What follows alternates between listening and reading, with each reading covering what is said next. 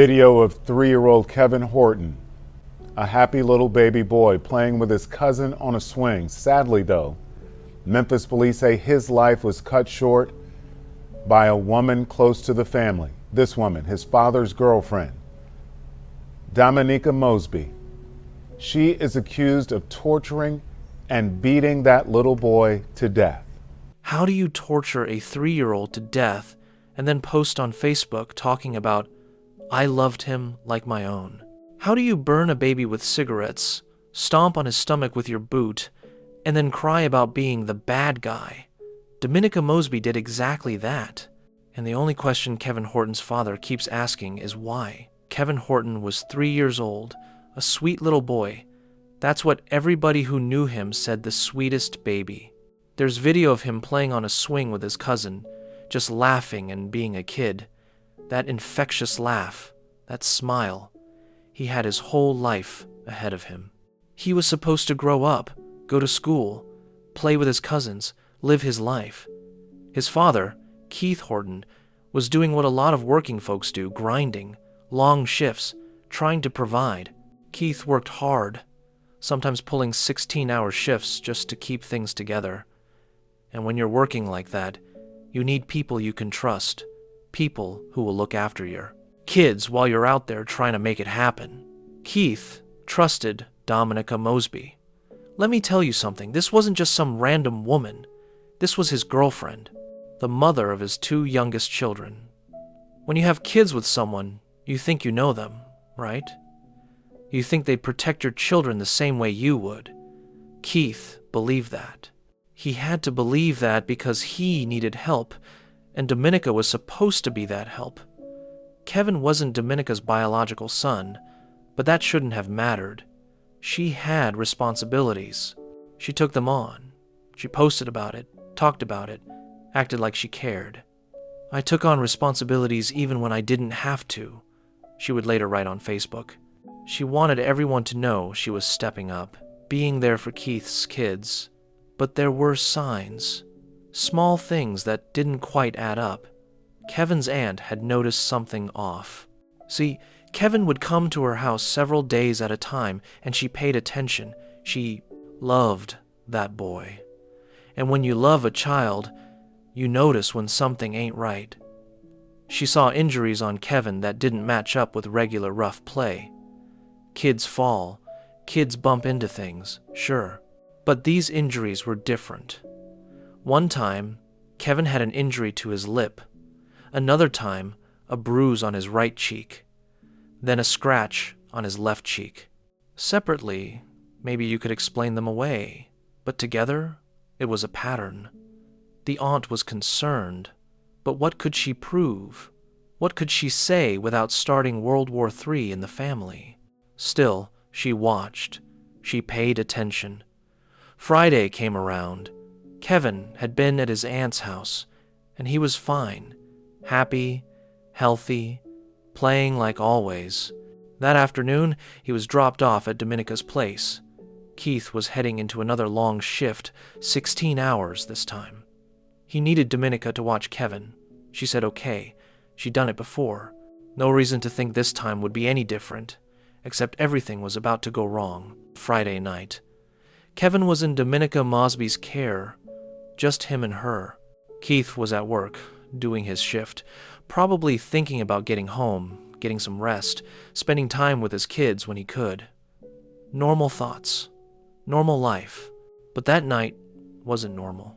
Kevin's aunt would later tell investigators something important. Kevin was well when he left her house. "My child was not sick when he left my sister out. My child was well. My child laid on my chest," Keith would say later, his voice breaking. Kevin had been fine, laughing, playing, being 3 years old. Dominica would later tell a different story. She told police that Kevin wasn't feeling well when he arrived, said he was vomiting, acting sick, not himself. She claimed she put him to bed because he needed rest. Just a sick kid who needed sleep. That's all. But here's the thing, nobody else saw Kevin being sick. Not his aunt, not his father. Just Dominica. Make it make sense. Kevin was a healthy little boy on Friday afternoon. and by Saturday morning, he would be dead. What happened in those hours? What happened while Keith was at work, trusting that his son was safe? The truth is worse than anyone imagined. What Dominica Mosby did to Kevin Horton that Friday night is hard to even say out loud. But it needs to be said because this baby deserves his story told. At some point that night, Dominica put out a lit cigarette in Kevin's ear. A 3-year-old child. She burned him with a cigarette. Can you imagine that pain? That shock? Kevin was 3 years old. He didn't understand what was happening to him. The pain was so intense, so overwhelming, that Kevin lost control of his bladder. He peed on the floor. He was a baby in agony, and his body reacted the only way it knew how. And Dominica's response? She punished him for it. She took a lighter and held it under his She burned his genitals because he had an accident, because he peed after she tortured him with a cigarette. Let that sink in. But she wasn't done.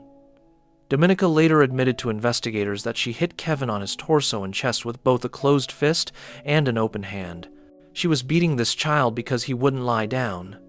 A 3-year-old who had just been burned twice, who was in pain, who was probably crying and terrified, and she beat him for not lying down. Then she stomped on his stomach. Not with her foot, with the heel of her boot. She stomped on a 3-year-old's stomach with enough force to lacerate his liver. Do you understand what that means? His liver was torn inside his body. He was bleeding internally. Kevin Horton was being tortured to death in that house while his father was at work. And according to Dominica's own confession to police, she believes Kevin was already dead by the time she went to sleep that night. She knew. She went to bed knowing that baby was gone.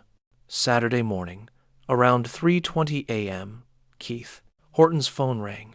He was near the end of his 16-hour shift, exhausted, ready to go home. The call came in. Something was wrong with Kevin. Keith's voice on that call tells you everything you need to know about what he was feeling. I'm at work. I'm at work, Why you didn't notify me that my child was throwing up? My child was not sick when he left my sister out. My child was well. My child laid on my chest. He didn't understand. Kevin had been fine, healthy, happy, and now someone was telling him his son was gone. Keith clocked out immediately, left work, rushed to the house on Beacon Hills Road. It was around 3:20 inches the morning when he pulled up. Dominica was standing outside.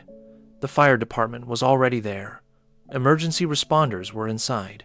Keith went into that house and saw his baby boy on a bed. When I go in there and see my son, lifeless, his 3-year-old son was dead. Keith was trying to make sense of, how does a healthy child go from playing on a swing to dead overnight? How does that happen? I want to go talk to her. It's a lot of question, but the only one I know is why. Why? That's the question that haunts every parent in this situation. Why? What did my child do to deserve this? Why would someone hurt him? Why didn't I see it coming? Why did I trust her? At first, Dominica stuck to her story. She told police Kevin wasn't feeling well when he was dropped off Friday. Said he was vomiting. Said she put him to bed around 3:00 inches the morning and found him unresponsive. Just a tragic situation with a sick child. That's what she wanted everyone to believe. He never was sick. That just was like a story for her to get her story together, Keith would later say. But the medical examiner wasn't buying it. When they examined Kevin's body, the truth came out. This wasn't a sick child who passed away in his sleep. This was a homicide. Kevin Horton had been murdered. Medical examiner found a lacerated liver, bleeding in his abdomen, bruising all over his torso, burns on his ear, burns on his penis. This baby had been tortured. Confronted with the evidence, Dominica's story fell apart. And eventually, she confessed. She admitted to everything. The cigarette, the lighter, the beating, the stomping. She told investigators exactly what she did to Kevin Horton that night. She knew what she had done, And then, before she was even arrested, Dominica went on Facebook. "You just broke my heart, Kevin. I love you, boy. I can't take today 2 losses at one time. My head is hurting, God. Please help." She was already playing the victim, already setting up her public defense. She posted again. "I've been none but good to everybody and help. Even when I couldn't help myself, but to be lied on and blamed for something is a different kind of hurt feeling. I took on responsibilities even when I didn't have to, but for the main person to have others look at me like the bad guy is insane. People acting like I'm not hurting too. I'm not hurting too. Like she was the victim. Like she was the one suffering." She posted one more time, "I loved like my own, and provided as well. But to try and get blamed for something isn't right at all. When he left, he was fine, but came back to my care. He wasn't feeling good or acting the same, but wanna blame ain't what's up." So let me get this straight. She had already confessed to police about torturing Kevin, and she was on Facebook lying to everyone, acting like she was being set up, acting like people were accusing her unfairly, acting like she was mourning. Make it make sense. Yeah, this little boy's father says he never thought the woman he trusted, the woman who's actually the mother of his 2 youngest children, would ever harm his son, but he says that's exactly what happened, and now he's faced with the difficult task of planning a funeral. I'm at work. I'm at work, fool. Why you didn't notify me that my child was throwing up? My child was not sick when he left my sister out. My child was well. My child laid on my chest. Keith Horton was nearing the end of a 16-hour shift Saturday morning when he got a call no parent should ever have to answer. His 3-year-old son, Kevin, who he left in the care of his girlfriend, Dominica Mosby, was dead. And then he notified me that he'd passed. I left the job. I clocked out, left the job. I made it to the house like 3:20. I get to the house, she's standing outside. I got the fire department people in the house. When I go in there and see my son, he ice cold, he purple. Initially, Kevin was questioning how a healthy little boy with an infectious laugh and his entire life ahead of him could go from this to lifeless overnight.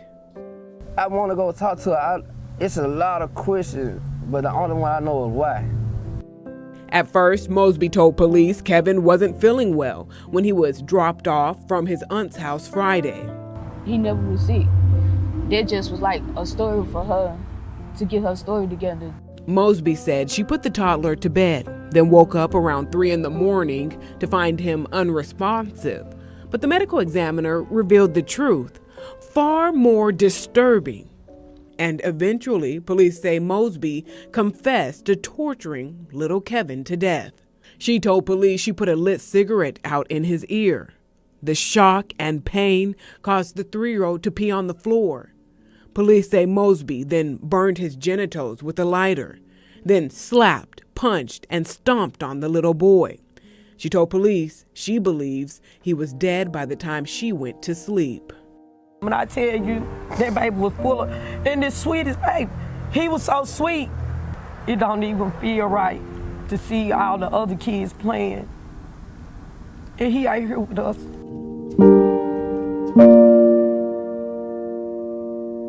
On the 16th of November 2025, Dominica Mosby was arrested and booked into the Shelby County Jail. The charges: first-degree murder, aggravated child abuse, and aggravated child neglect. She was held without bond as the case moved forward. Her first court appearance was scheduled for November 18, just 2 days after her arrest. The evidence against her was overwhelming. Her own confession, the medical examiner's findings, the pattern of injuries Kevin's aunt had noticed before, the lies she told initially versus what she eventually admitted. There was no way around it. Dominica Mosby had tortured a 3-year-old child to death. But here's what makes this even more painful. This wasn't some stranger. This wasn't a random act of violence. This was someone Kevin's father trusted, someone who was supposed to be family, someone who had Kevin's siblings, someone who was supposed to protect him. Keith Horton had to process not just the loss of his son, but the betrayal, the woman he shared his life with, the woman who mothered his other children, had murdered his baby boy. How do you even begin to understand that?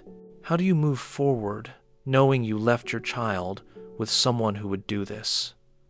When I tell you that baby was full of this sweetest baby, he was so sweet, his aunt said. It don't even feel right to see all the other kids playing.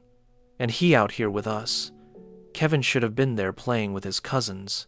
He should have been growing up, going to birthday parties, learning to ride a bike, starting school. All the things 3-year-olds are supposed to do. All the things he'll never get to do now. The family started planning a funeral, something no parent should ever have to do. Keith was faced with burying his 3-year-old son, while also dealing with the reality that the mother of his other children was sitting in jail, charged with murder. The community rallied around the family. A GoFundMe was set up to help with funeral expenses.